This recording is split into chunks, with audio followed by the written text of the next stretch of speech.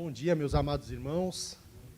É um prazer, uma honra conhecer este pedacinho aí do reino de Deus aqui na terra, né? Nós que já, como o Gilead ali apresentou, né? Já o conheço já da faculdade teológica, onde nós somos ali colegas de seminário, e muito cedo já me aproximei do irmão Gilead por questões de afinidade aí teológica, afinidade aí, e acabamos firmando essa amizade, né? Uma verdadeira amizade que eu espero que se prolongue aí. Vou tirar aqui para os irmãos também me conhecerem, né? Eu estou falando aqui, vou colocar aqui. E essa amizade que eu espero que se prolongue aí por muitos e muitos anos e até a eternidade na glória de Deus. Confesso que fiquei bem emotivo ali enquanto os embaixadores se apresentavam e fico muito feliz de saber que isso está vivo ainda no nosso meio. Eu fui uma criança batista, cresci na Igreja Batista, eu fui uma criança que participou, que viu ali os primórdios, viu ali o período áureo dos embaixadores do rei ali, no final dos anos 80, onde nós tínhamos bastante programações, e infelizmente isso com o tempo foi se enfraquecendo, mas eu vejo aqui que os irmãos não perderam a visão, não perderam o foco.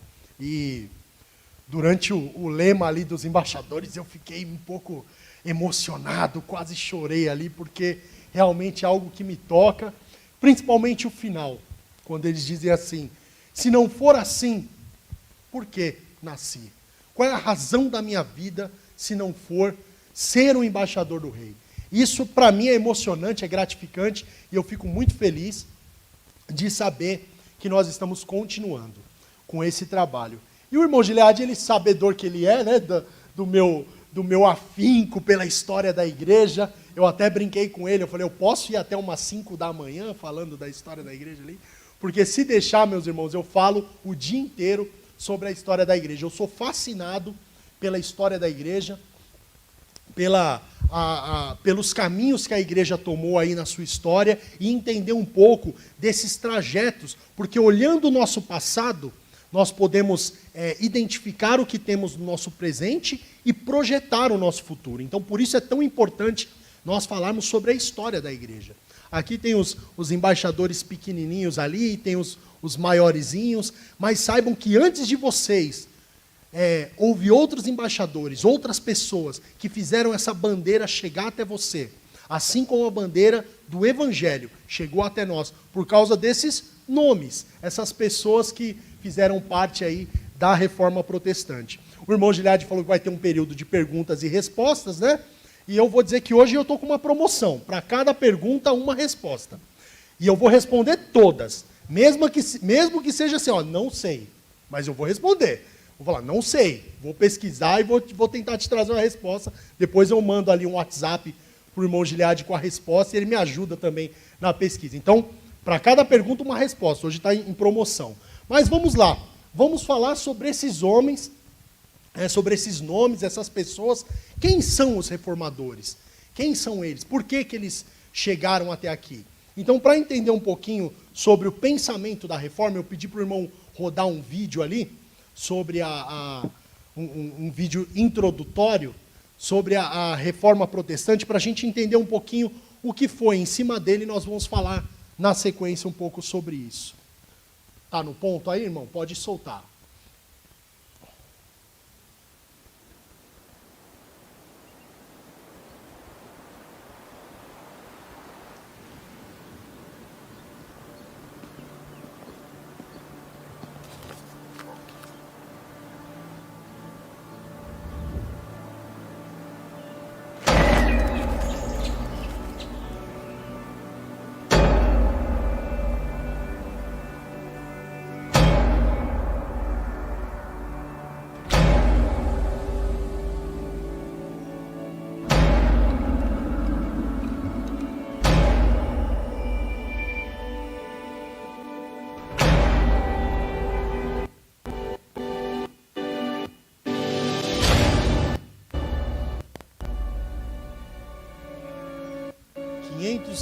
4 anos completamos aí, da Reforma Protestante.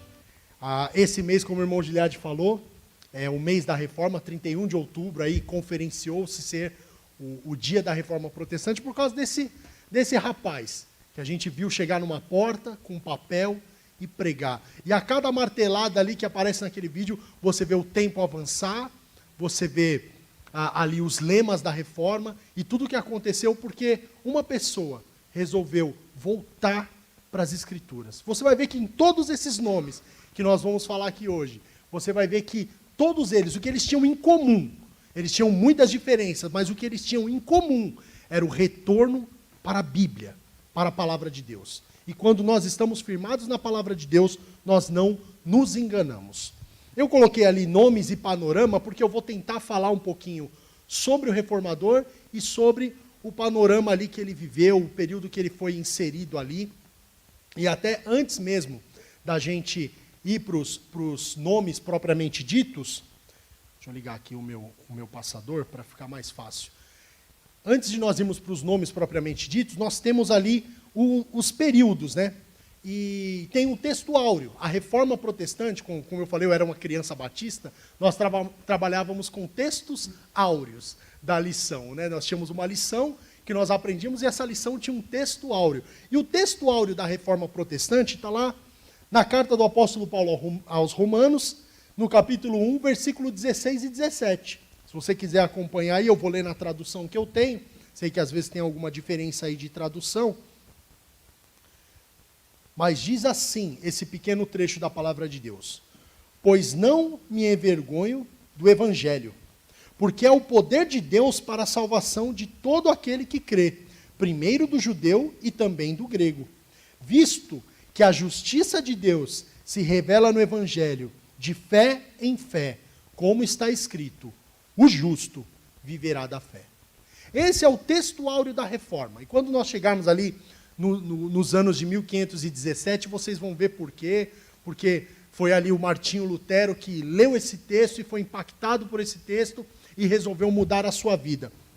Mas, como toda história, a Reforma Protestante ela tem um período onde ela se estabeleceu, mas tem um período anterior que gerou, que motivou esses homens a criarem esse movimento, né? Não vou dizer criarem, porque isso foi uma criação de Deus, mas a darem andamento essa visão que Deus colocou em seus corações. Então o mundo vivia um período bem difícil, um período que eu costumo dizer assim, se chama reforma, é porque precisou ser reconstruído. Então alguma coisa perdeu a forma e precisou ser reformado.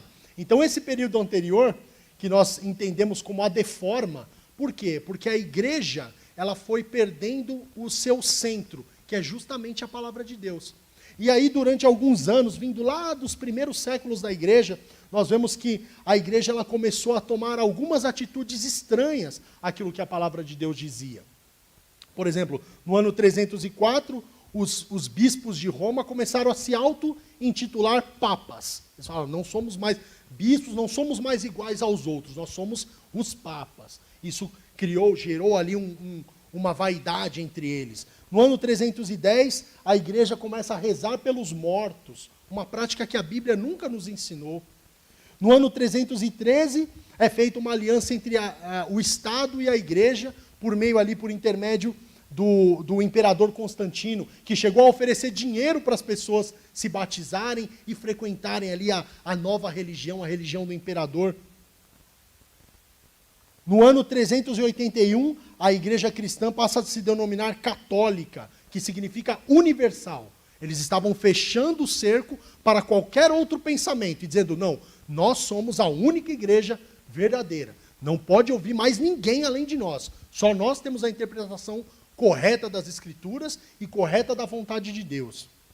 Em 394, o culto cristão é abolido e passam-se a rezar missas. As missas eram reuniões em latim. Já pensou se eu chegasse aqui, eu não sei quem aqui dos irmãos fala alemão, por exemplo. Tem alguém aqui que fala alemão?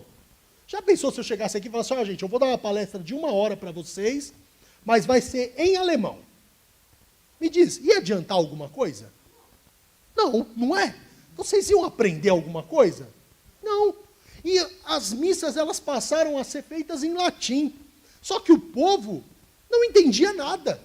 O povo não entendia nada. Então as pessoas iam para a igreja, observavam toda aquela liturgia que acontecia no momento da missa, mas não aprendiam nada, saíam vazias da mesma forma que entraram, saíam sem nenhum tipo de aprendizado. Hoje, quando eu vou na igreja e eu ouço as pregações, ou quando o irmão Gilead me manda lá o link da pregação dele, eu assisto, eu me sinto o quê? Alimentado, eu aprendo. Eu saio da igreja sabendo mais do meu Senhor e da minha fé do que quando eu entrei. Corrigido também.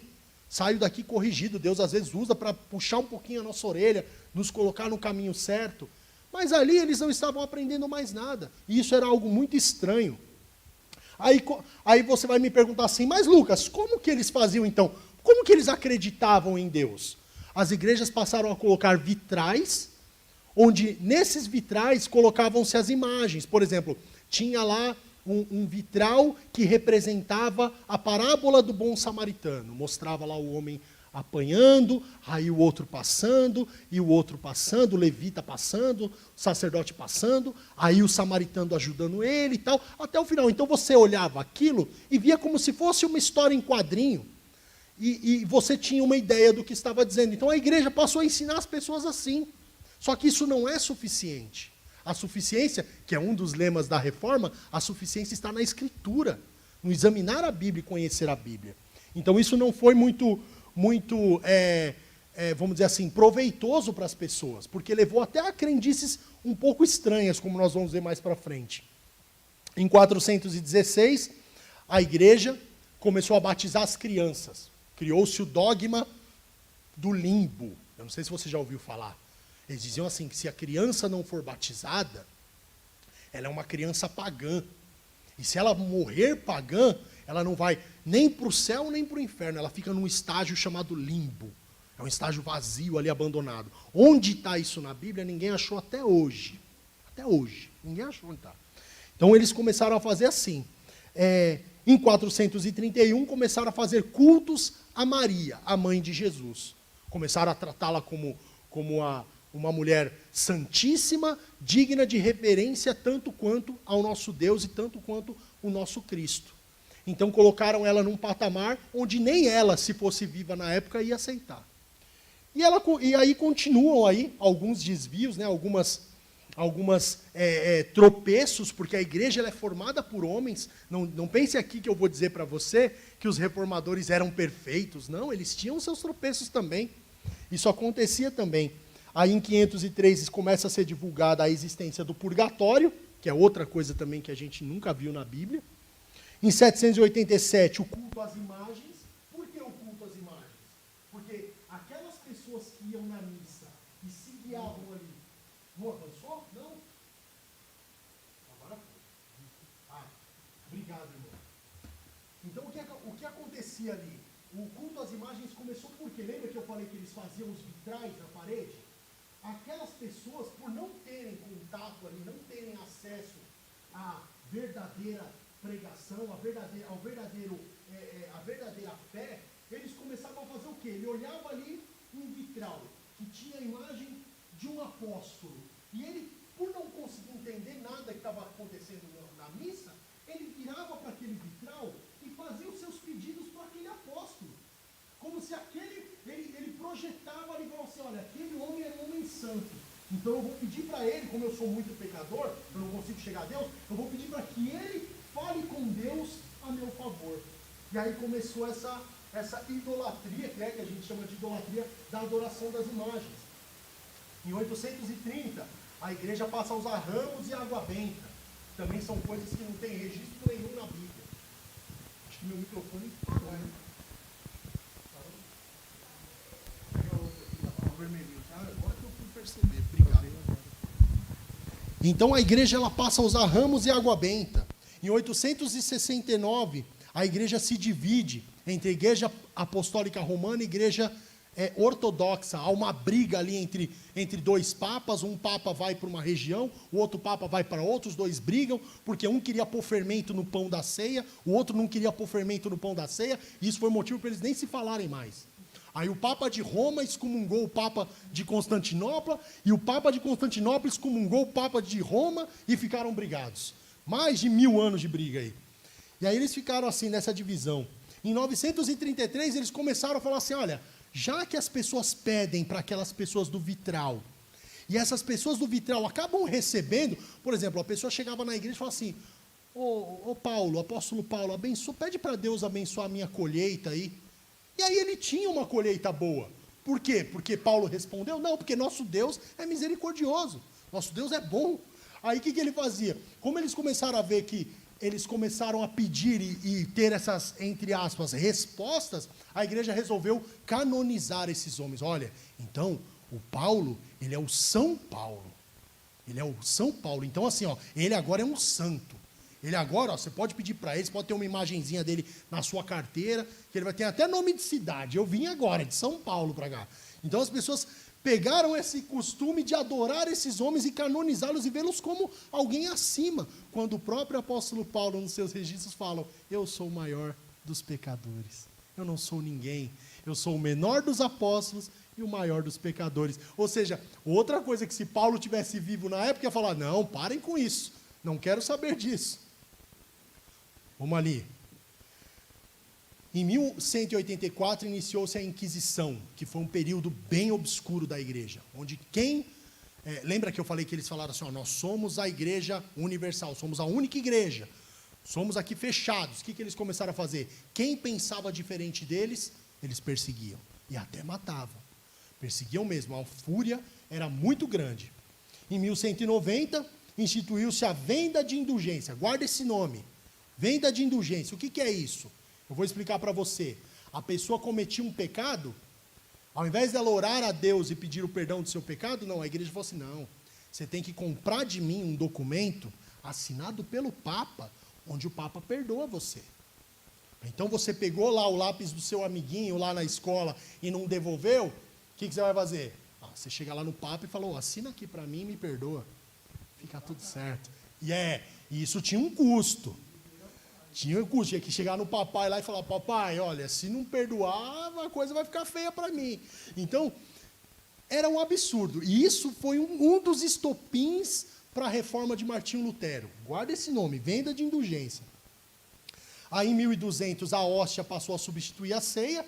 Jesus ele falou o quê? Todas as vezes que comeres o pão e beberes o cálice do Senhor, anunciais a morte do Senhor até que ele venha. Então, façam isso em memória de mim. Foi uma ordem de Jesus. A gente não toma ceia aqui, na igreja de São Caetano, é uma vez no mês.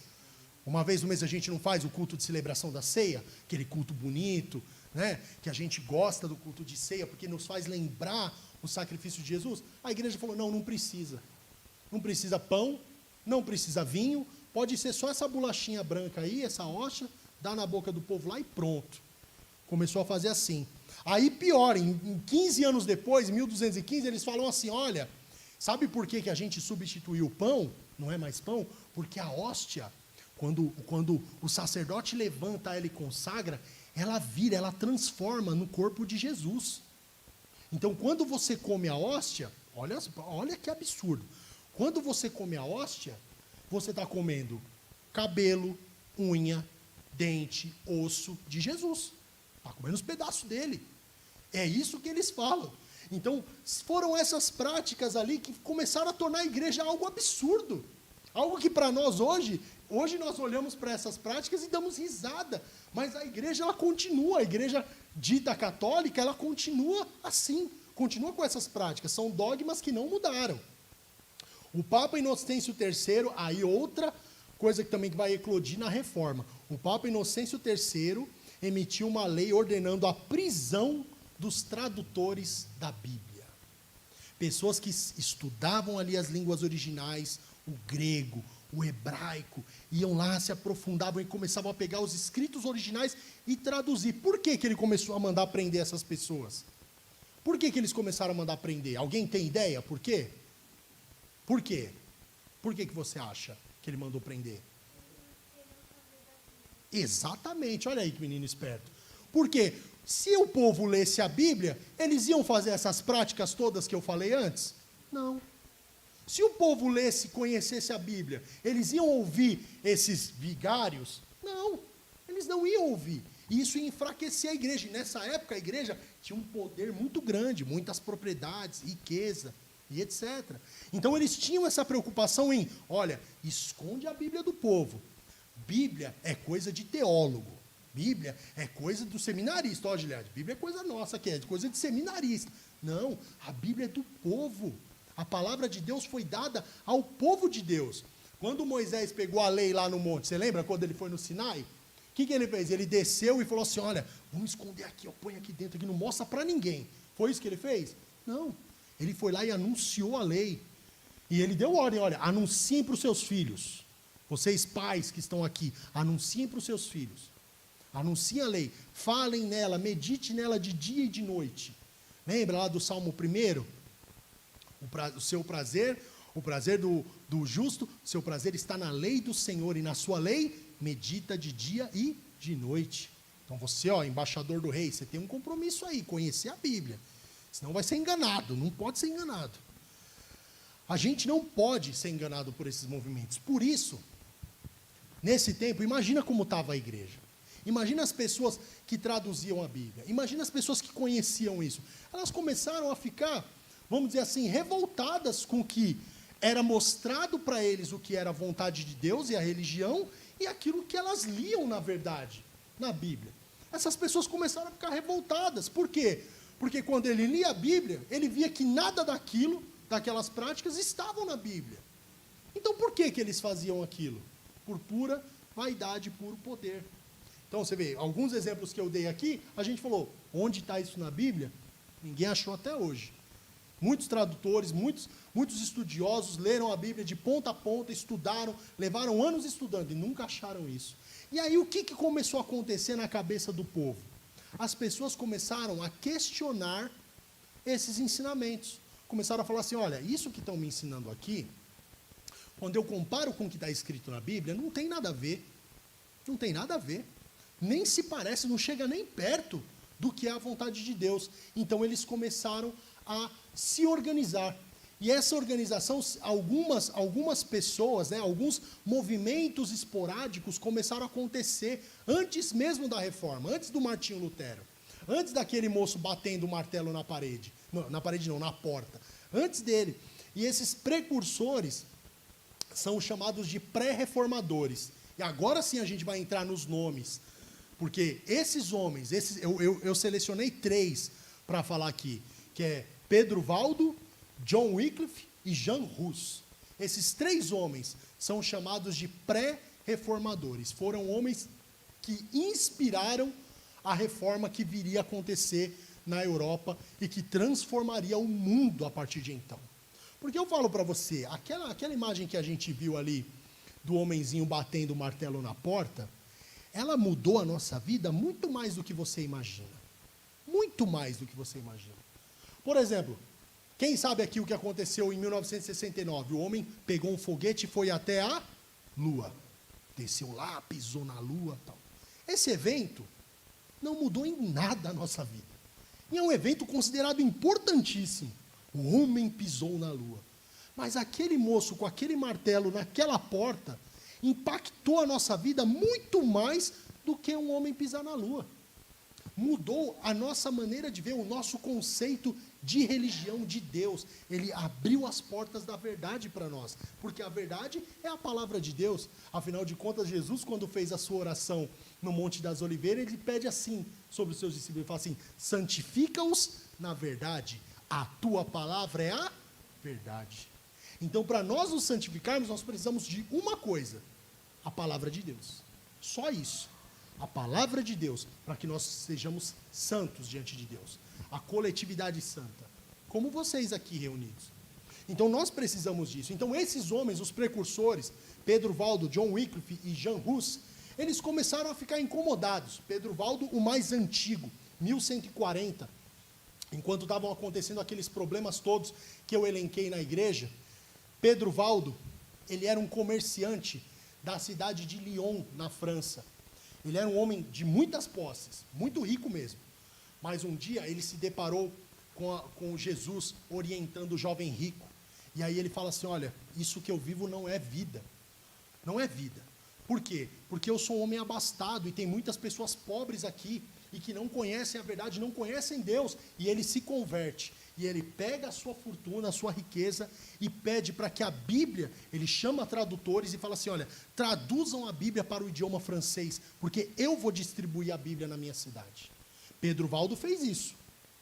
Pedro Valdo foi, ele, como eu falei, ele era um comerciante de Lyon. Ele começou o seu movimento em 1174, foi um pouco antes daquela Inquisição. Lembra que eu falei que a Inquisição ela perseguiu as pessoas que iam contra a Bíblia? Pedro Valdo, contra a Bíblia não, perdão, contra a igreja na época. Pedro Valdo era um desses homens. Pedro Valdo sofreu perseguição.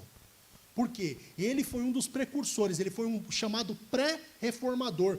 Então, o que ele fez? Ele encomendou uma tradução da Bíblia para a linguagem popular. Ele falou assim, olha, eu quero que você traduza a Bíblia para a linguagem mais simples, que até uma criancinha, até se esse menininho aqui ler, ele vai entender.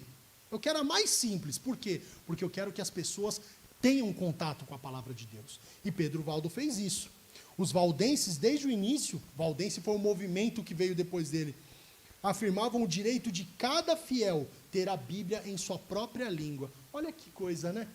Hoje a gente está na estação de metrô, vem lá os gideões com o Novo Testamento azulzinho, fala, ó, toma aqui, distribui de graça. A gente vai lá na Conde Sarzedas, a gente tem uma infinidade de Bíblia. A Bíblia do homem, a Bíblia da mulher, a Bíblia da criança, a Bíblia do bebê, a Bíblia de todo mundo, do idoso, a Bíblia na linguagem de hoje, a Bíblia na linguagem anterior, a Bíblia na linguagem que nem existe ainda. Está lá, à nossa disposição. Imagina, esses homens não tinham. Por isso que eu falei, olha o impacto que esse movimento trouxe para nós. Foram esses homens, os pioneiros, que se hoje eu posso pegar a Bíblia, eu posso sortear a Bíblia, dar a Bíblia de graça, eu posso. Foi porque esses homens pagaram com as suas vidas para que nós pudéssemos ter esse direito. Lembra que eu falei? Olhe o passado para ver onde nós estamos e projetar o nosso futuro. Olha que coisa interessante. Hoje a nossa vida é muito mais fácil. Nós temos muito mais liberdade. Como foi dito aqui, até na oração do irmãozinho que veio orar por mim aqui. Ele falou, nós estamos num país livre, onde nós podemos pregar. E muitas vezes não sabemos o custo que isso teve. Como foi difícil para esses homens. E Pedro Valdo fez isso. Pedro Valdo foi perseguido. Ele teve que fugir da cidade de Lyon. Ele foi morar nas montanhas. Ele não foi morto.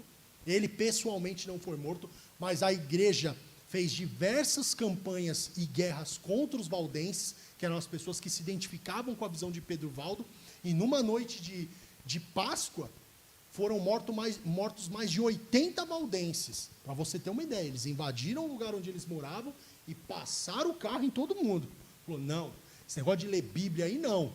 E ó, por quê? Porque a Bíblia liberta, a verdade nos santifica. A verdade, ela nos traz a luz. E isso é o problema. Esse é o problema de quando a religião quer te dominar. Ela não quer que você encontre a verdade, ela quer que você olhe apenas para um lado e não faça a sua reflexão. E eles diziam, não, as pessoas têm que ler a Bíblia e fazer as suas reflexões. Isso foi o que Pedro Valdo fez. Em seguida, alguns anos depois, 1325, nasceu John Wycliffe. John Wycliffe foi um professor da Inglaterra. Ele era professor, ele foi reitor de universidade, ele foi um homem que estudou bastante e também se deparou com a Bíblia. Ele se deparou com a Bíblia. Lembra que eu falei, os reformadores, os pré-reformadores sempre têm uma coisa em comum, que é o quê? Ler a Bíblia. Quando ele lê a Bíblia, a mente dele se expande. Quando ele lê a Bíblia e ele vê a verdade, ele fala, puxa, é isso que eu quero para a minha vida. Eu não quero mais ter que olhar para um vidro e pedir alguma coisa. Não, eu tenho acesso. A Bíblia diz, eu tenho acesso a Deus. Eu não preciso de ninguém intermediando o meu caminho, a não ser Jesus. Jesus é o único que faz esse intermédio por nós. E John Wycliffe, ele na sua vida, vou avançar aqui, ele na sua vida, ele foi teólogo, professor e reformador religioso inglês. Ele foi professor na Universidade de Oxford. A Universidade de Oxford hoje ainda é uma das maiores universidades do mundo. E aí o que ele fez? Ele fez a primeira tradução da Bíblia para o idioma inglês. Vê só, Pedro Valdo pediu para traduzir a Bíblia para o francês porque ele queria que as pessoas lessem a Bíblia. Eles não tinham a Bíblia, era só em latim. Lembra que eu falei que em latim ninguém entendia nada? Ninguém entendia nada. Então o que eles fizeram? Não, precisamos fazer a Bíblia na língua das pessoas. E John Wycliffe fez isso. Ele fez duras críticas ao clero. O clero era a cúpula da igreja, porque eles viviam no luxo, enquanto as pessoas estavam morrendo de fome. Até mesmo os sacerdotes de igrejas pequenas eram abandonados à própria sorte, enquanto a nata da igreja vivia ali com uma vida nababesca, uma vida de rei, de faraó. Então ele fez essas críticas. Em 1415, o Concílio de Constança, ele foi perseguido também, porém ele não foi morto, tá? Ele morreu de causas naturais. Mas em 1415, olha a que ponto chega a cegueira de alguém que não conhece a verdade. Em 1415, o Concílio de Constança condenou John Wycliffe, depois de morto, condenou ele como herege, mandou desenterrar os ossinhos dele lá, que já estava enterrado lá, e mandou queimar, e depois jogar a cinza no rio. Depois de morto, nem depois de morto ele teve paz. Não teve sossego, nem depois de morto. Então, quer dizer, olha a cegueira das pessoas. E o que isso adianta? Nada. Tudo para quê? Para matar a ideia da mudança, a ideia da verdade. Esse era o intuito desses homens. Queriam manter ali os seus luxos, sua riqueza, e as pessoas cada vez mais na cegueira. Por isso que você, embaixador do rei, você é alguém que está aqui para espalhar a luz. Lembra? Se não for assim, para que serve a nossa vida? Nós estamos aqui para isso, para espalhar a luz, como esses homens, com coragem. Depois, um pouquinho mais à frente, veio Jan Hus. Ele viveu ali na cidade de Praga, onde hoje é a República Tcheca. Ele, é interessante, ele era formado, ele era já um homem, ele era um padre já, um padre ordenado da igreja, e ele faz uma viagem para a Inglaterra. E ele vai estudar onde? Na Universidade de Oxford. Quando ele vai estudar na Universidade de Oxford, ele estuda um certo senhor chamado John Wycliffe. E ele pega os livros de John Wycliffe e começa a estudar e fala assim, olha, esse homem tem razão. Esse homem tem razão. Ele está certo.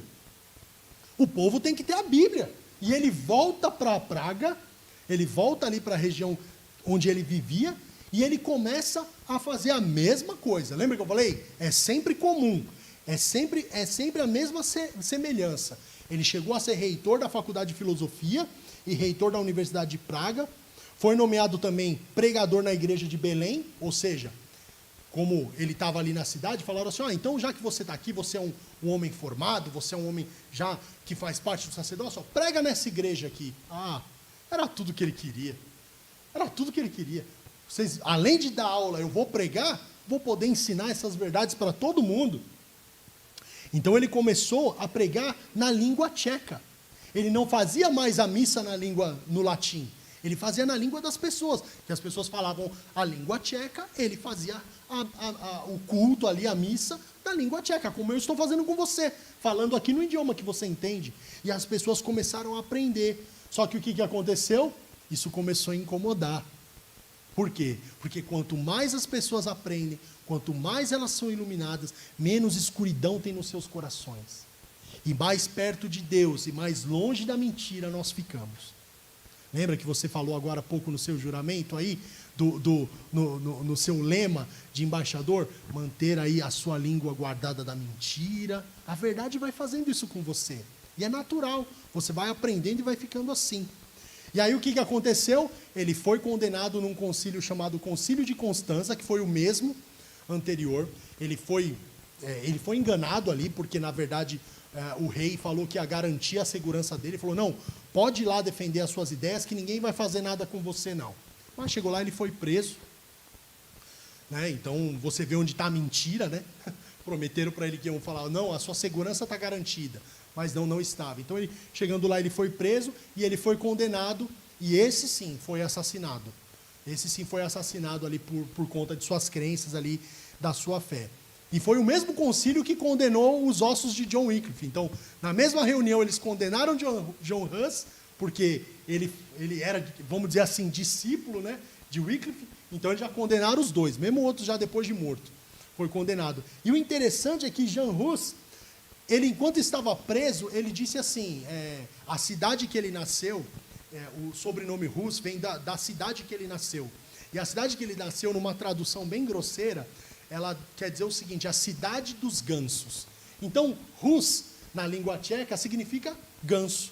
Então, quando ele estava prestes ali a morrer, ele falava assim, olha, vocês vão matar um ganso. Vocês vão matar um ganso. Estou preso aqui, não tem o que fazer. Mas ele falou assim, ó, mas se levantará um pássaro que vocês um dia não poderão matar. Vocês não vão conseguir matar. E olha que interessante, em 1515, aliás, isso, em 1415, ele disse essa frase, foi quando ele foi morto. Em 1515, foi o ano que Martinho Lutero começou a ensinar a carta do apóstolo Paulo aos romanos na sua igreja. Exatamente 100 anos depois, ele falou assim, olha, vocês estão matando um ganso, mas um dia vai se levantar uma ave. Ele usa até o termo cisne, se levantará um cisne que vocês não vão poder matar. E 100 anos depois, Martinho Lutero começou a ensinar ali. E Martinho Lutero, nos seus escritos futuros, ele fala assim, eu sou o cisne que John Huss falou. Ele falou, eu estou aqui levando a verdade e não vou ser morto por essa igreja. E ele continuou. Então, esses 3 homens que nós falamos até agora são os precursores da reforma. São os homens que inspiraram aqueles que vieram depois deles. Ou seja, homens que tiveram até um certo sucesso num determinado momento e foram os inspiradores daqueles homens que vieram posteriormente, mas os seus movimentos de reforma não conseguiram impactar a sociedade como os que vieram depois deles. Por isso eles são chamados de os pré-reformadores. Esses 3 são aí, vamos dizer assim, os principais que nós podemos conhecer. Mas em seguida, vem aí os reformadores propriamente ditos. Aí vem Martinho Lutero, nascido em 1483. Martinho Lutero, ele era um homem, olha, eu vou falar, se tem alguém que foi católico nessa vida, foi Martinho Lutero. Ele seguia tudo que a Igreja Católica mandava. Ele era um católico assim fervoroso. Martinho Lutero era um católico fervoroso, e a história dele é interessante, a história dele é engraçada. No final a gente vai passar um videozinho de uma animação que conta um pouquinho da história dele, mas eu já vou me adiantar aqui. Martinho Lutero, um dia, ele queria ser advogado, o pai dele queria que ele fosse advogado. E Martinho Lutero estava lá, estudando e tal, e um dia ele estava viajando de um ponto a outro ali da Alemanha, ele era alemão, e ele pegou uma tempestade enorme, enorme. Quem dirige aqui sabe, quando bate aquela tempestade, o limpador de para-brisa não ajuda, não tem como, você não enxerga nada. É aquela tempestade enorme. Imagine ele, a cavalo, numa tempestade gigantesca, e ainda um raio cai numa árvore bem do lado dele. Ele caiu no chão e falou assim, Deus, se o Senhor me salvar dessa tempestade, se eu não morrer hoje, eu largo tudo e viro um padre. Aí ele sobreviveu. Aí ele ficou com a dívida, né? Aí ele falou, agora eu tenho que pagar. Ele foi para o convento, ele entrou para uma ordem de monges chamada agostiniana, que vem é uma ordem que vem de um teólogo anterior a ele, bem anterior a ele, chamado Agostinho. E Lutero, ele entra para essa ordem, e ele se torna sacerdote, e ele começa a estudar ali, dentro do convento, as verdades bíblicas. E uma coisa sempre incomodou Lutero. Isso é interessante, Lutero é bem interessante, ele tinha algo que o incomodava, ele sempre pensava assim, como eu, que sou um homem pecador, um dia vou estar na presença de Deus sendo julgado por ele. Eu estou perdido. Então, tudo que a igreja mandava ele fazer para conseguir o perdão dos pecados, Lutero, você tem que pegar uma vara e chicotear suas costas. Ele fazia. Você tem que ajoelhar no milho lá. Ele fazia. Você tem que subir uma escada de 1000 degraus de joelho. Ele fazia. Porque ele tinha dentro de si essa preocupação. Como que eu posso um dia estar diante de Deus? E eu não sou justo. Deus vai me fulminar. Deus vai me matar. Porque eu sou pecador. Deus não suporta o pecado. Como que eu vou fazer? Então Lutero, ele começa a fazer esses questionamentos para si. E aí, quando ele está estudando a carta de Paulo aos Romanos, ele se depara naquele versículo que nós lemos no início. O justo viverá da fé. E um dia ele foi para Roma, ele visitou Roma, e ele viu, ele era de uma cidadezinha pequenininha, que não tinha nada. Os monges lá comiam em pratos de barro, onde ele vivia. Quando ele chegou em Roma, ele viu aqueles monges comendo em pratos de ouro. E ele estranhou, falou, nossa, mas que luxo, que absurdo. esse luxo que eles vivem aqui. E ele começou a estranhar aquilo, e ele começou a ver toda aquela glória da capital ali, da igreja, Roma, e ele tinha uma escada lá que diziam que a escada era uma escada milagrosa que tinha vindo voando de Jerusalém para Roma, e ele começa a subir aquela escada para pagar a sua promessa. E ele começa a subir, e ele vai falando, ele sobe e ele fica, mas o justo viverá da fé. E ele sobe mais um degrau, mas o justo viverá da fé. E ele sobe outro degrau, o justo viverá. Quando ele chegou na metade da escada, ele falou, quer saber, eu não vou subir mais nada. O justo viverá da fé. E ele desce e vai embora. E aí ele traz essa convicção dele para Wittenberg, que é a cidade onde ele trabalhava, onde ele vivia. Então Lutero, ele trouxe isso para a igreja que ele pregava, e ele era professor também de teologia, então ele trouxe isso também para as aulas que ele dava, e ele começou a ensinar esse tema, a justificação pela fé. Mas sabe qual foi a gota d'água? A gota d'água para Lutero não foi nem isso. A gota d'água, lembra que eu falei sobre a venda de indulgência? Que a pessoa pagava um dinheirinho para receber o perdão do pecado? A igreja, na época, queria construir a Basílica de São Pedro, lá em Roma, que tem até hoje lá, e precisava de recurso, precisava de dinheiro. O que ela teve? Qual foi a brilhante ideia do Papa Leão qualquer coisa, acho que Leão X? Qual foi a grande ideia dele? Leão 5, né? Leão 5. Qual foi a grande ideia dele? Vamos fazer o seguinte, vamos criar um documento onde a pessoa ela paga e justifica os seus pecados. E vinha assinado pelo Papa, era a coisa mais linda do documento. Era a coisa mais linda. As pessoas queriam aquilo. E você não só paga pelos seus pecados, mas você pode pagar pelos pecados, por exemplo, do seu pai que morreu. Então, se seu pai está lá no purgatório, você compra um documento, uma indulgência, e seu pai sai do purgatório. E tinha um rapaz que era um excelente vendedor de indulgência. O nome dele era Johann Tetzel. Era um alemão. Ele era um excelente vendedor de indulgência. Ele ia de cidade em cidade, e ele argumentava, falava, e vendia as indulgências. Ele era muito bom, ele era um ótimo vendedor. Sabe aquele vendedor, quando você entra na loja, ele não te deixa em paz? Você fala, eu só quero dar uma olhadinha. E ele fica ali atrás de você, e você só está olhando. Não trouxe nem carteira. E ele era assim. Enquanto ele não vendia indulgência, ele não parava. Ele chegava ao ponto de chegar na cidade, e quando ele dormia de um dia para o outro, ele falava assim, olha, eu dormi ali perto do cemitério e eu ouvi as vozes das pessoas que estão no purgatório. E aí, se for teu avô, você vai deixar o teu avô no purgatório? Eu não sei quem é, mas se for teu avô, não é melhor você comprar uma indulgência? E se for? Eu ouvi os gritos das pessoas queimando.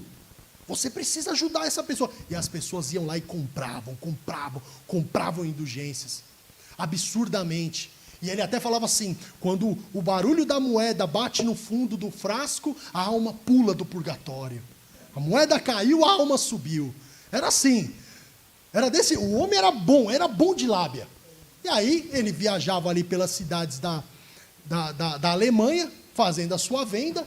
Ele baixa onde? Wittenberg, cidade de Lutero. Aí Lutero olha aquilo. Lutero fala, que absurdo isso. E aí Lutero ele escreve as suas famosas 95 teses contra a venda de indulgências, que é aquele papel que ele pregou na parede, na porta. E Lutero revoltadíssimo com aquilo. E é interessante que, lembra que eu falei que Lutero era um católico bem fervoroso? Ele amava a igreja. Então, quando ele escreve as 95 teses, a intenção de Lutero não era criar um movimento, eu quero criar a igreja evangélica de Lutero. Não, a ideia dele era o quê? Era avisar ao Papa, falar, Papa, olha o que está acontecendo. Você precisa interferir, você precisa parar com isso. Tanto que esse ato de pregar o documento na porta, esse ato de pregar o documento ali, era um ato comum. Por quê? Porque na porta era onde eram feitas as publicações. Então, Lutero, não é que Lutero foi lá revoltado e falou, eu vou pregar aqui nessa porta. Não, ele falou assim, ele quis tornar público o seu documento. Então, ele foi até a porta no dia 31 de outubro, domingo que vem é mais um aniversário da Reforma. Ele vai até a porta, prega aquele documento para que as pessoas tenham acesso. E as pessoas começam a ler aquilo e falam, realmente é verdade. Realmente. Então, ele une a sua crença da justificação pela fé contra essa pregação das indulgências e ele começa ali o seu movimento. Então, ele é tido ali como vamos dizer assim, o divisor de águas desse período, porque o seu movimento ganha corpo. Lutero é convocado para defender as suas teses diante do rei, diante dos governantes, diante da igreja, e com muito medo, porque ele podia acontecer com ele o que aconteceu com John Hus, com Jan Hus, que foi morto, e Lutero tinha muito medo. E o interessante é que assim, os embates de Lutero públicos contra Tetzel, contra o vendedor de indulgência, eram grandes demais. Até contam uma história interessante, que tinha um homem muito rico, né, tinha um homem muito rico, né, e que era muito avarento, queria sempre ter mais. Ele chega em Tetzel e fala assim, olha, eu consigo comprar o perdão de um pecado que eu ainda não cometi? Por exemplo, eu vou pecar amanhã, eu quero pecar amanhã, eu já consigo comprar o perdão desse pecado? Tetzel vira para ele e fala o quê? Fazemos qualquer negócio. Só que é o seguinte, você tem que pagar dobrado, que é um pecado futuro, tem que pagar dobrado, fazemos qualquer negócio. O que ele faz? Ele vai lá e fala assim, tá, então eu pago dobrado. Foi lá, comprou, Tetzel foi lá, pôs a moeda lá, comprou o perdão, opa, estou com o perdão do pecado de amanhã. Tá, foi embora. Tetzel pegou suas coisas, juntou seu dinheiro, tudo que ele tinha arrecadado, foi para a estrada viajar. O que esse homem fez? Foi lá e assaltou o Tetzel. Levou todo o dinheiro que ele tinha ganhado. Aí Tetzel falou, você não pode fazer isso. Ele, claro que eu posso. Eu fui perdoado. E aí Tetzel ficou como? Ele falou, eu não posso dizer que não é verdade, senão eu vou dizer que isso aqui é uma baboseira, o que realmente é. Olha como que aquele homem fez. Ele foi lá e comprou o perdão. Que pecado que você quer cometer? Ah, é o roubo. Eu vou roubar alguém. Ele já comprou antecipado. E aí o que o Tetzel fez? Não pôde fazer nada. Não pôde fazer nada. Por quê? Porque aquele homem estava com o perdão do Papa nas mãos. E aí Lutero, revoltado com isso. Revoltado. Lutero foi convocado para defender suas teses em vários lugares, em várias situações, enfrentou, ficou com medo de morrer, porque o imperador do Sacro Império Germânico, ele falou assim, olha, eu não condeno Martinho Lutero à morte. Ele era católico. Ele falou, não condeno Martinho Lutero à morte. Mas se alguém matar o Martinho Lutero, também não vou condenar. Ou seja, não ajudou em nada, né? Falou, pode matar, se você matar, está perdoado. Então Martinho Lutero, ele é convocado para uma dieta. Dieta não é regime para emagrecer, aquilo que eu estou precisando, não é. Dieta é uma reunião onde as pessoas vão debater alguns assuntos. E Lutero é convocado para essa dieta. Essa dieta é longe da cidade dele, fica na cidade de Worms. E ele vai para lá, para essa dieta chamada Dieta de Worms, ele vai para lá.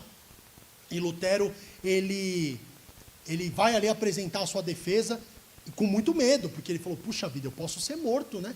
Eu posso acabar morrendo aqui. E tem um momento até na dieta que eles fazem uma pergunta para ele que foi decisiva. Eles falam assim, por acaso, monge Martinho, você se identifica como um russita? O que eles estavam dizendo? Você é um seguidor de Jan Hus? Se ele dissesse sim, o que aconteceu com o Jan Hus? Foi morto, foi queimado. Se ele dissesse não, ele estaria mentindo. Então o que ele falou? Ele falou assim, eu vou responder amanhã. Eu preciso pensar. Que é uma resposta, eu não posso simplesmente dizer sim ou não. Aí Lutero vai, as dietas duravam dias. Quando ele volta, Deus iluminou aquele homem. Quando ele volta, ele fala assim, ele pega a Bíblia e fala assim, irmão, eu sou russita. Mas se você ler aqui, ó, Paulo era russita. Pedro era russita. João era russita. Esses homens também merecem ser condenados? E aí, com isso, ele desfaz esse imbróglio. E é nessa dieta que colocam todos os livros dele, assim, expostos mais ou menos como está aqui.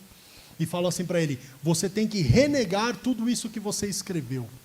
E ele diz aquele famoso discurso, né, que acabou sendo um dos pilares da reforma protestante, o sola escritura, e ele fala assim, eu não posso e não vou negar, por quê? Porque a minha consciência, ela está presa à palavra de Deus. E se eu negar o que eu escrevi, eu vou negar a palavra de Deus. Ele falou, eu não posso e não vou negar. Arriscou a vida. A viagem de volta era longe, ganhou a dieta, falou, agora eu tenho que voltar para Wittenberg, longe para Dedéu. que pode acontecer no caminho? Eu posso ser preso, eu posso ser morto. Aí tem um rapaz que adere às ideias de Lutero e sequestra Lutero. Você acredita nisso? Ele estava no caminho de volta, ele foi sequestrado, ele falou, pronto, morri. Não, o sequestro era uma proteção, ele foi colocado num castelo, e dentro desse castelo ele ficou protegido, ele deixou a barba crescer, o cabelo crescer, começou a usar o nome de Jorge, ele era chamado de Cavaleiro Jorge, porque ele vivia escondido, e naquele período que ele ficou preso ali, naquele castelo, ele fez a tradução da Bíblia, ele fez a tradução do Novo Testamento para o alemão, e foi um grande ganho, porque poucos anos antes, em 1500 mais ou menos, Gutenberg criou a prensa. Então, meu irmão, ele começou a imprimir Bíblia para todo mundo. Ele começou a tacar a Bíblia no povo. E o povo lendo a Bíblia. E quanto mais o povo lia a Bíblia, mais o povo se aproximava da verdade. E ficava mais longe desses mitos e dessas fanfarronices criadas pelos homens. E aí ele ficava ali, mandando Bíblia no povo. O que aconteceu? A reforma, meu amigo, explodiu. Tomou toda a Alemanha.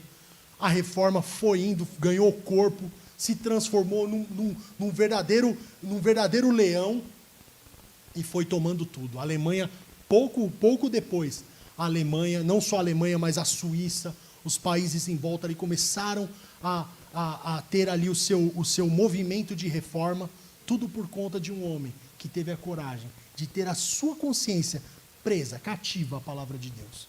Libertou. Por isso que eu falei, hoje nós temos Bíblia à vontade. Bíblia à vontade. Esses homens quase que pagaram com a vida para que a Bíblia chegasse até nós. A história de Lutero, meus irmãos, é fascinante. Lutero casou, teve 6 filhos, não queria casar porque nesse castelo onde ele ficou preso, ele escreveu o hino que o pastor cantou. Castelo forte é o nosso Deus. Quando ele estava lá escondido. E Lutero não queria casar porque aquilo que ele fala no hino, que ele fala assim, se temos de perder os filhos, bem, mulher, embora a vida vá, por nós Jesus está. Ele tinha medo de morrer. Ele sabia, se eu ficar dando sopa aí andando na rua, esses caras vão me matar. Então Lutero não queria casar. Ele falou assim, para que eu vou casar? Para deixar uma viúva? Para deixar uma viúva aí com filho, sozinha? Não, vou ficar... Aí acontece uma história de amor muito bonita, que é muito legal o que acontece com Lutero. Ele conhece uma moça.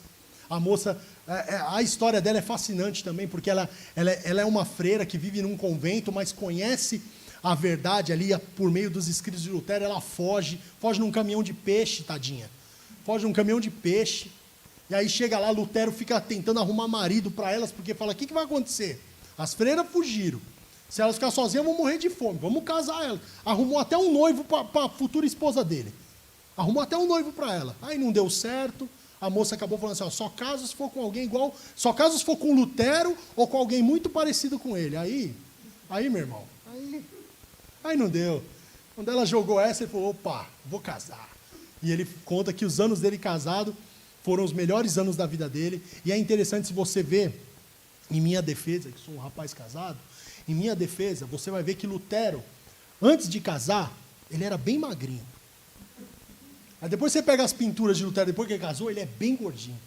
A moça cuidava bem dele. A minha esposa foi ali fora um pouquinho, mas eu ia falar, ela cuida bem de mim, por isso que eu estou assim. Então, a vida de Lutero, meus irmãos, é fascinante. Eu queria ter mais tempo para a gente discorrer sobre a vida dele, mas o tempo urge, temos mais reformadores para falar. Vamos lá. Temos aqui, Ulrico Zwinglio. Esse foi um reformador que viveu ali na cidade... numa cidade suíça. Ele foi um homem muito importante também, porque ele foi... a Suíça é interessante, irmãos. A Suíça é um país que, assim, uma parte do país fala francês e uma parte do país fala alemão. Então, Zwinglio, ele atuou nas partes do país que falava alemão. E o interessante é que Zwinglio era apenas 2 meses mais jovem que Lutero. E você vê quando Deus articula as suas coisas, né, os seus movimentos. Um não conhecia o outro quando começaram o seu movimento de reforma. Um não conhecia o outro. Lutero vivia na Alemanha, Zwinglio na Suíça, e um não conhecia o outro, mas o movimento foi muito parecido. Zwinglio leu a palavra de Deus. Zwinglio vivia numa cidade chamada Zurique, na Suíça, e Ele era padre, ele já quis casar logo de cara já falou, não, preciso casar. E ele protestou ali contra o celibato, contra o jejum da quaresma, escreveu suas confissões, fez a defesa da sua fé diante de muitos embates ali teológicos, muitos mesmo, embates que chegavam a ter 900 pessoas assistindo, para ver, vamos ver ele defender a fé dele, ele sozinho ali, pessoas ouvindo ele defendendo, ele escreveu também as suas 67 teses, contra ali também os desmandos da igreja, foi um homem assim formidável, era guerreiro. Se você for na cidade de Zurique, na Suíça, tem uma estátua dele lá, e ele tem, numa mão ele tem uma Bíblia, na outra mão ele tem uma espada. Por quê? Existiam, nessa época, muitas guerras entre os cantões. O que são os cantões? São como se fossem as nossas cidades, aqui, São Caetano, São Paulo, Guarulhos, Santo André e etc. Não sei nem se eu apontei para os lugares certos, mas enfim, faz de conta que foi. E o que acontecia? Vamos supor, Santo André é católico, São Caetano é protestante. Elas brigavam por causa disso. Uma invadia a outra, brigava e tal. E Zwinglio falava assim, não, precisamos nos defender. Ele já tinha sido capelão, ele já tinha participado de guerras, não como guerreiro, mas como pastor ali do regimento. E ele defendia isso, ele falou, precisamos nos defender, não podemos aqui termos nossa vida saqueada, destruída, por causa da nossa fé. E, infelizmente, ele foi morto num combate, acabou sendo atingido aí por inimigos ali da sua cidade, e quando ele foi morto, ele disse a seguinte frase, ele falou assim, vocês podem matar o meu corpo, mas jamais tocarão na minha alma. Jamais. Minha alma pertence a Deus. E ele acabou, infelizmente, sendo morto ali, numa dessas guerras ali, onde ele estava como capelão. Ele estava socorrendo os feridos, ali, dando conforto, orando e socorrendo os feridos, e acabou sendo atacado também no meio da guerra. Zwinglio, o interessante dele é que ele se preocupava muito com a educação das pessoas. Ele queria, por exemplo, que na cidade de Zurique todas as pessoas tivessem acesso à educação, mesmo que não fossem ricas. Isso você vai perceber que é algo muito forte na reforma. Por quê? Porque se a verdade eu compreendo lendo a Bíblia, as pessoas têm que ser alfabetizadas. Porque como que ela vai ler a Bíblia se ela não é alfabetizada? Então, a reforma tinha essa preocupação sempre de ensinar, desde o pitoquinho, pequenininho, ensinar a ler, ensinar a compreender, ter noções de interpretação para que ele lesse a Bíblia, entendesse, compreendesse o que era aquilo que ele estava vivendo. E Zwinglio, ele fez isso de uma maneira muito ferrenha ali na cidade de Zurique. E ele, como eu falei, ele é conhecido como o monge guerreiro, porque ele sempre se envolvia nas guerras, ele não admitia. Normalmente, os religiosos tinham uma guerra, eles se fechavam na igreja e falavam, deixa o pau cantar lá fora.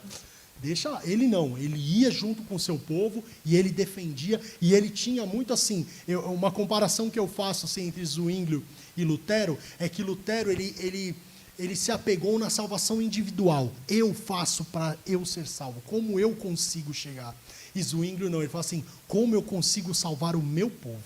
Ele tinha essa noção mais pastoral, vamos dizer assim. Ele tinha essa preocupação. Claro que ele tinha suas questões íntimas também, como Lutero, mas no seu ministério ali, no seu tempo de trabalho, ele se preocupava muito com as pessoas da cidade, as pessoas do povo. E Zwinglio, ele foi assim um reformador excepcional também dentro do seu trabalho. Aí chegamos aí esses dois que eu falei primeiro são chamados reformadores de primeira geração, tá? Agora nós vamos para dois reformadores de segunda geração, dois franceses. O primeiro deles, Guilherme Farel. Guilherme Farel, ele foi um reformador que, como eu falei já, né, ele nasceu na França, né? Ele nasceu na França e ele foi um homem que ele pregou em diversas cidades. Ele foi um reformador que espalhou a reforma em diversas cidades, mas a cidade que ele mais trabalhou foi Genebra, na Suíça. Por quê? Porque Genebra, lembra que eu falei? A Suíça tinha uma parte que falava alemão, uma parte que falava francês. Genebra fazia parte da Suíça francesa, vamos dizer assim. E Guilherme Farel, ele foi um dos fundadores da Igreja Reformada, e ele fundou igrejas em Neuchâtel, Berna, Genebra e Valde, na Suíça. Ele é frequentemente lembrado, às vezes os irmãos, quando ouvem falar de Guilherme Farel, vão ouvir assim, foi ele que fez João Calvino ficar em Genebra. Ele é o homem que fez João Calvino ficar ali, porque Calvino não queria ficar em Genebra. E é uma passagem interessante da vida deles. Porque quando ele começou a fazer a reforma em Genebra, quando ele começou ali, bem no começo do trabalho, ele teve muita dificuldade, a igreja era muito católica, e as pessoas não aceitavam as ideias reformadas. Ele falou, eu preciso de alguém que me ajude, me apoie. E aí Calvino estava viajando da França, da sua cidade para uma cidade chamada Estrasburgo, e teve um problema na estrada, ele teve que fazer um desvio por Genebra. Quando ele chegou em Genebra, foi ali, ele já tinha escrito seu livro As Institutas. Quando ele chegou ali, o Guilherme Farel, que já tinha lido As Institutas, falou, olha, você precisa ficar aqui e me ajudar. Está difícil aqui, você precisa ir. Ele falou, não, eu não quero saber disso não. Ele já estava fugindo da França porque estava sendo perseguido. A França sempre foi muito difícil de receber a reforma. E Calvino estava fugindo da França, tentando se esconder lá em Estrasburgo, que era meio que um paraíso dos reformados ali, tinha bastante reformado ali. Então era uma cidade que tinha menos perseguição. Só que aí Guilherme Farel fala para ele assim, olha, fica aqui comigo, me ajuda aqui na reforma, me ajuda a conseguir levar esse meu intento. Aí Calvino falou, não, eu quero descansar. Ele falou assim, olha, que Deus amaldiçoe o seu descanso, que você não tenha um dia de paz no seu descanso, porque você está fugindo da verdade. Calvino se assustou com aquilo e ficou na cidade. E Guilherme Farel era um homem que ele criticava muito as imagens, a idolatria da igreja, e ele foi um homem que enfrentou muitos problemas por conta disso. Teve uma vez que ele quase foi linchado, porque estava vindo ali uma procissão dessas que às vezes a gente vê pelas ruas. Ele pegou a imagem e jogou no rio, o povo ficou bravo com ele, deu uma surra nele lá. Enfim, foi um homem que trabalhou bastante em Genebra. E seu companheiro foi esse justamente, reformador de segunda geração, João Calvino. João Calvino foi esse jovem que chegou em Genebra, mocinho, quis estudar, queria escrever, o negócio dele era escrever, ele era aquele teólogo, sabe, que a gente lê os livros assim, fica fascinado. Ele não era muito de igreja, de púlpito. Mas aí, com a ideia de Guilherme Farel, ele acabou ficando ali, ajudando o Guilherme Farel, trabalhou muito em Genebra. Genebra, para vocês terem uma ideia do impacto da reforma na vida das pessoas, Genebra foi a cidade que teve o primeiro hospital público do mundo, foi em Genebra. A primeira escola de educação infantil foi obra dos reformadores. A primeira na época não era universidade, ainda era uma escola de ensino avançado, né? Depois se tornou a Universidade de Genebra. Tudo começou por causa dos reformadores. Eles alteraram ali um convento, pegaram um convento, onde era para a formação dos padres, e transformaram no hospital. Eles transformaram a vida daquelas pessoas. O impacto social e econômico que eles deram ali na Suíça, os reflexos são vistos até o dia de hoje. Até o dia de hoje. Quando você ouve falar em riqueza, país rico, bancos, fortunas, você pensa na Suíça. Por quê? Porque aqueles homens trabalharam, são parte desse, não vou dizer que tudo isso é por causa deles, mas parte do sucesso daquele país foi por conta dessa visão reformada. Eles fizeram grandes transformações, não só religiosas. Esse impacto desses reformados, porque os dois primeiros que eu falei, Lutero e Zwinglio, foram uma reforma mais aqui dentro da igreja. Guilherme Farel e Calvino, eles fizeram dentro da igreja e também fora dela. A diferença deles é, Calvino não via uma reconciliação com a igreja católica. Diferente de Lutero, que fala assim, não, eu vou conseguir convencer o Papa, e isso tudo vai mudar. Lutero não tinha essa, vamos dizer assim, esta ilusão de achar que ele poderia transformar a igreja. Então ele começa um movimento reformado já na cidade. Aí ele faz uma revolução na cidade. Faz uma revolução, proíbe os feriados, olha que absurdo. Imagina aqui no Brasil, a gente não vive sem feriado. Imagina, ele proíbe os feriados, dia santo, dia de Nossa Senhora, dia do santo, não sei o quê. Ele proíbe tudo, fala, ninguém vai mais ter dia santo. Ele falou, dia santo é o domingo, é o dia de vir para a igreja ouvir o sermão. Quebra todos os vitrais da igreja de São Pedro, a igreja que ele se tornou pastor, tira tudo, falou, não precisa disso. Ele foi o que fez o modelo de igreja que nós temos hoje, que são paredes, bancos e um camarada falando aqui na frente. Ele fez esse modelo de igreja. Pode ver, nós não temos imagens, não temos, né, as fotos dos nossos reformadores, ou imagens, não temos. Porque ele falou, não precisa nada disso. O que o povo precisa é alguém que lhes ensine a palavra. Ponto. Esse é o modelo de igreja que nós seguimos até hoje, inclusive, que Calvino. Calvino também teve uma vida fascinante, casou-se, ficou, né, era fraquinho, ele tinha muitos problemas de saúde. Ele era um homem assim, que tinha uma saúde bem debilitada, mas mesmo assim ele trabalhava. Chegou uma hora que a Suíça não aguentou mais ele, que Genebra não aguentou mais ele, expulsou ele. Mas ruim contigo, pior sentido. Quando eles viram o catolicismo voltando à cidade, foram lá chamar ele de volta. Pelo amor de Deus, volta, Calvino. E ele voltou, dessa vez sozinho, sem farel, e continuou o seu trabalho de reforma. Fascinante a vida desse homem, e particularmente, tá? Meu reformador favorito, particularmente, João Calvino, para mim, tem uma vida fascinante. Acho incrível a vida dele. E aí eu vou falar de um reformador de terceira geração, que é o John Knox. É um escocês, é o último, tá? Tá acabando, calma, tá acabando, a gente já vai... Daqui a pouco eu libero vocês para almoçar. Tá acabando. John Knox. John Knox foi um reformador escocês. Ele vivia ali na Escócia, ele liderou a reforma ali no seu país, e ele foi discípulo de um reformador chamado George Wishart, que esse reformador ele popularizou os ensinos de Calvino e Zwinglio. Então foi um homem que pegou as ideias de Zwinglio, primeira geração, pegou as ideias de Calvino, segunda geração, sistematizou e começou a pregar. E Knox, ele fica fascinado ali com esse homem, né? E com os seus... Ah, ela vai tirar uma foto, eu vou esperar. Pode ir, eu não vou mudar agora não. Então, ele ficou fascinado com esses ensinos e começou a ensinar isso no seu país, na Escócia. E agora nem eu consigo mudar. Acho que deve ter acabado a pilha aqui. Ele não está acostumado com uma coisa tão longa. Então, John Knox, eu falei que se deixar eu falo disso, irmãos, o dia inteiro. Eu sou fascinado por essa história. E ele foi o reformador escocês, popularizou, foi preso, ficou preso durante 19 meses num navio. Ele ficou preso num navio inglês, e ali ele aproveitou a prisão para estudar, ler. Depois que ele foi solto, em 1549, aí ele saiu pastoreando, e a sua oração é interessante. Ele falou assim, Senhor, assim como o Senhor deu a Alemanha para Lutero, o Senhor deu a Suíça para Calvino, me dá a Escócia. Ele falava, me dê a Escócia, ou eu morro, ou eu nem preciso viver, como embaixador do rei. Para que serve minha vida, se não for para ganhar o meu país para Cristo?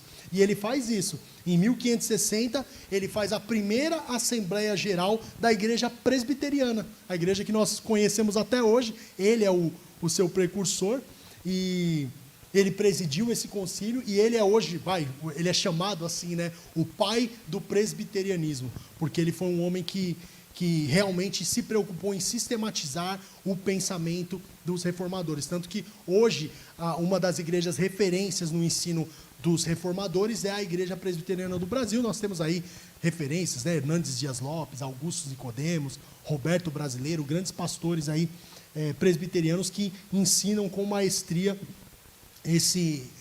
essa visão, essa cosmovisão da reforma protestante. E o que a reforma ela fez depois disso, Lucas? Teve a primeira geração, segunda geração, teve todo aquele desvio que nós vimos. Para onde a gente tem que ir? A gente tem que fazer justamente, continuar estudando e pensando essas ideias desses homens. E trazer para a nossa vida, trazer para o nosso dia a dia justamente isso. Você tem que aprender, e não só aprender, mas ter a preocupação que esses homens tinham, que é aprender e disseminar esse conhecimento. Grandes reformadores, como esse que está aí na foto, John Owen, ele diz, o coração é inconstante no que faz e falso no que promete. Ele foi um dos maiores teólogos reformados, já é depois, John Owen. Depois dele tivemos Jonathan Edwards, que foi o pioneiro que veio para os Estados Unidos e trouxe para a América a visão reformada, foi um puritano. Ele dizia assim, se as nossas vidas não forem uma viagem para o céu, elas serão uma viagem para o inferno. Ou seja, temos duas opções. Ou estamos caminhando para o céu, ou estamos caminhando para o inferno. Não existe meio termo. Então, que levemos uma vida de acordo com isso que nos é ensinado. E temos também o famoso nosso colega Batista, o príncipe dos pregadores, Charles Spurgeon, que também foi um homem expoente do pensamento reformado. Quanto mais do céu existe em nossas vidas, menos da terra cobiçaremos. Que possamos viver assim, buscando a verdade de Deus a todo custo e olhando para a nossa história. E aqui, para encerrar, coloco a frase de um grande pensador, um filósofo Heródoto, que eu citei já no início: pensar o passado para compreender o presente e idealizar o futuro. Que nós, vocês, crianças, que não eram nenhum projeto quando essas coisas aconteceram, a não ser um projeto de Deus, que vocês possam olhar, que nós possamos olhar. Porque, e agora? Eu coloquei a pergunta ali, e agora? Esses homens vieram, pregaram, fizeram história, e agora? Agora o bastão está com você. Agora você tem que continuar isso. Eu tenho que continuar isso. O Gilead tem que continuar isso. Esta igreja tem que continuar isso. Porque esse é o grande legado. Então, aqueles homens, muitos deles pagaram com a vida, para que hoje nós pudéssemos ter esse livro nas nossas mãos e compreender a verdade. Que Deus nos abençoe, que Deus nos faça permanecer firmes nisso. E que você tenha consciência que a sua vida, a sua salvação, ela está na mão de um Deus que prometeu buscar e salvar aqueles que são seus. Ele não vai negar essa promessa que Ele fez a nós. Deus nos abençoe nessa manhã. Muito obrigado pela paciência. Sei que eu me estendo, eu me empolgo falando dessas coisas, mas eu agradeço a atenção e a paciência dos irmãos aqui e nossos amigos nas redes sociais que nos acompanham. Que Deus nos abençoe. Amém?